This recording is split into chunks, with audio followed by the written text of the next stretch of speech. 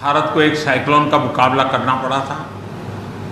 उस समय सबसे ज़्यादा दुष्परिणाम उड़ीसा पर हुआ था। आज एक साल बाद फिर से साइक्लोन ने भारत के तटीय क्षेत्र को, विशेष करके पूर्वी क्षेत्र को प्रभावित किया और उसमें भी सबसे ज़्यादा दुष्परिणाम पश्चिम बंगाल के हमारे भाइयों बहनों को, पश्चिम बंगाल के नागरिकों को, यहाँ के संपत्ति को बहुत हानि पहुंचाई है। साइक्लोन की संभावनाओं से लेकर के लगातार मैं इससे संबंधित सभी लोगों से संपर्क में था। भारत सरकार भी सतत राज्य सरकार के संपर्क में थी।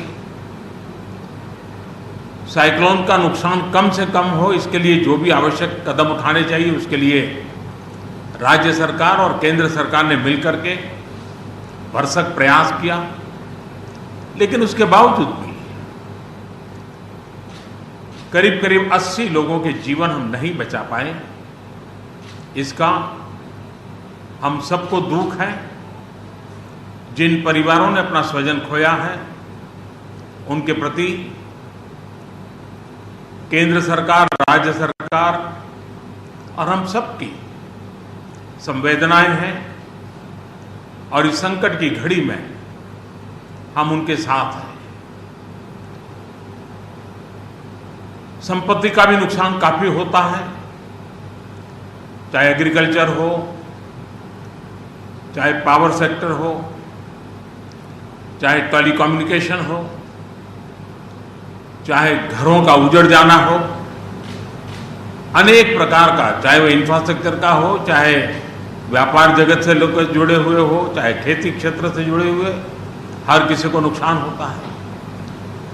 आज मैंने हवाई निरीक्षण करके बारीकी से इस प्रभावग्रस्त विस्तार को मुख्यमंत्री जी के साथ, गवर्नर श्री के साथ दौरा करके उसको देखा है।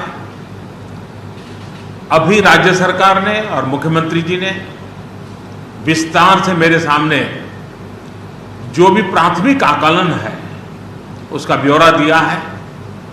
हमने तय किया है कि हो सके उतना जल्द डिटेल में सर्वे हो, कृषि का हो, पावर सेक्टर का हो, टेलीकम्युनिकेशन का हो, घरों की जो स्थिति है, इंफ्रास्ट्रक्चर की जो स्थिति है, केंद्र सरकार की तरफ से भी